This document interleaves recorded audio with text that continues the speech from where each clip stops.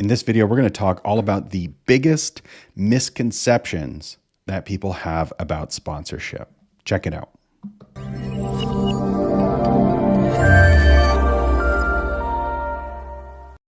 Before we dive into the biggest misconceptions about sponsorship, take a moment now to give us a thumbs up and click the subscribe button as well as the bell icon if you want me to keep making free content like this. Biggest misconception out there in sponsorship is that it's all about branding. But worse than that, people use the term branding and awareness to really just mean putting logos on everything, otherwise known as logo soup. Well, the good news is that brands don't want logos on everything. Branding is not anywhere near the most important thing to the vast majority of sponsors. The bad news is that brands don't want to put their logos on everything. They want you to deliver value to them. What does value mean for brands? It means customers, not logos. Should you put logos on stuff in your sponsorship program? Sure. Put logos on anything that a sponsor asks you to put logos on, as long as it's in line with the rules and regulations in your industry and, of course, your own internal policies. But just don't stop there, because that is not sponsorship. Huge misconception. Small companies can't get sponsors, right? You're a small opportunity. You only have a couple hundred or maybe a couple thousand or maybe 100,000 people connected to your property. Everybody defines small differently.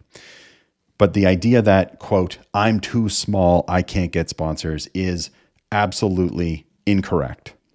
The biggest sponsorship deals I've ever worked on were getting sponsors in front of crowds of about 150 people, but they were the right people.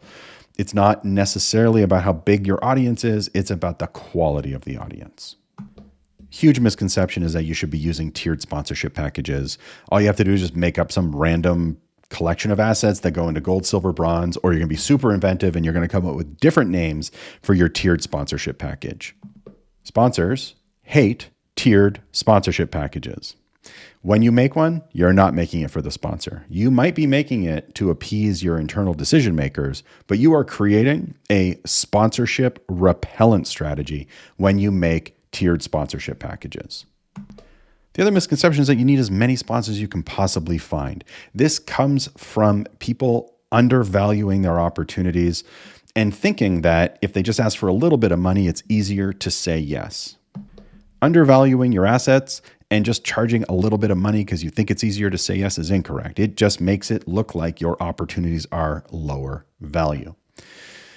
Going for as many sponsors as you can possibly onboard is a great way to be overwhelmed and disappoint your sponsors. Instead, know what your opportunities are actually worth, help connect sponsors to an audience in meaningful ways besides just putting logos on everything, and you can charge a premium. Therefore, you have to get way fewer sponsors and you have to fulfill on far fewer sponsorship obligations.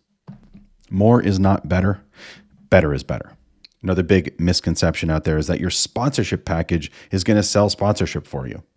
If you've been following us for any length of time, you already know my tagline that the sponsorship proposal doesn't make the sale. You do.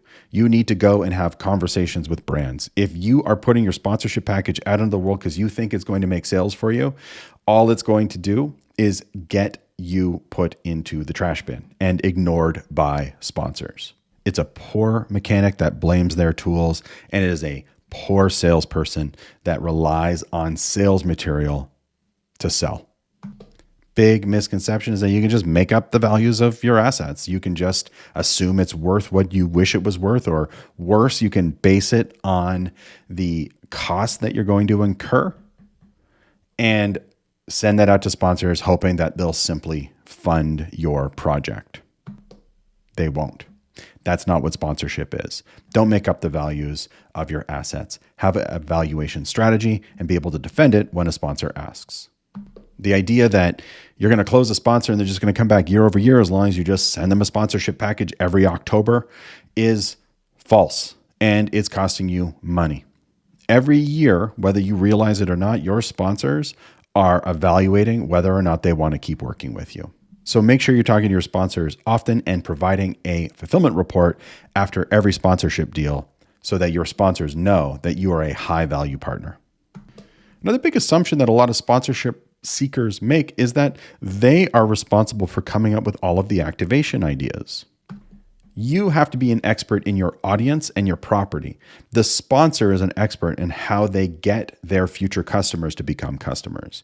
In other words, you're going to be able to talk to your sponsor about what your audience is interested in, but your sponsor needs to be the one to come up with these ideas to engage your audience. You don't have to come up with them on your own. In fact, you're going to work on them with a sponsor. I hear it a lot from our clients that the most daunting thing that they see in the sponsorship world is constantly coming up with new and unique activation ideas. And that's because they are putting all the responsibility on themselves rather than working with their sponsors to come up with something unique to them. Another big assumption that people make is that if you see a company, a brand sponsoring a business like yours, that they'll sponsor you. I have a music festival. I have a charity. I have a building. Sponsors seem to be sponsoring other charities, festivals, buildings like mine. Therefore, I'll just send them a package and they'll sponsor me too. This is the wrong approach. Sponsors don't sponsor properties. They sponsor audiences. They're getting in front of a particular audience. So just because you have a similar property doesn't mean that a company has some interest in music festivals. They have an interest in very specific audiences. And unless you know that you attract the exact same audience that the sponsor was interested in, this is a dangerous assumption to make.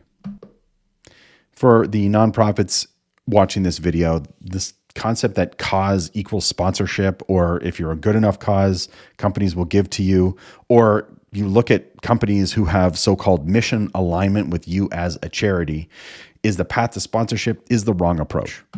If a company has the same mission as you as a charity, they would be a charity. The company's goal is to find customers or keep customers. Your goal is to do amazing work and good in the world. So looking for a company whose mission aligns with yours is not a great strategy. Instead, looking for a company who cares about your audience, that is in fact a winning strategy. Sponsorship is not philanthropy. And for the charities out there, you have to stop thinking of sponsorship this way. The idea that if you put in 70% of the effort, you'll get 70% of the outcome is an expensive belief. If you put in 70% of the effort to close a sponsor, you're probably going to get 0% of the outcome. Sponsorship is hard work, and you don't want to skip any steps. To get sponsors, you have to put in a significant effort, or it might just make sense for you to look at revenue streams from other sources. I don't know how this happened, but sponsorship seekers seem to leave sponsorship to the very end, think if they just send out some packages, they'll get some money in the door, and they focus on all the wrong stuff. When I'm running an event or a property here at the Sponsorship Collective, I go get sponsors before I even book a venue, because sponsorship is unquestionably the hardest part of what you're doing when you're running an event or a conference. For us, sponsorship is first, because if there are no sponsors, there's no event. Plain and simple. So saving sponsorship until the end, or assuming it's easy and just seeing what you can bring in the door as you get closer to your event or your launch date, whatever it is that your property is a terrible strategy, and almost certainly guarantees you're going to lose money. I certainly don't agree that sponsorship is the answer to all of your problems. In many cases, sponsors actually create more problems because they put demands on you and they expect return on investment. Unlike your fans or those who have been following you for a long period of time, sponsors are demanding. They expect return on investment. And if they don't get it, they're going to ask for a refund. I would love it if you could drop down below in the comments your biggest takeaway. What's the one thing that stood out to you? The one thing that you're going to change right away? And if you haven't already, be sure to hit the subscribe button and click the bell icon so that you never miss another update.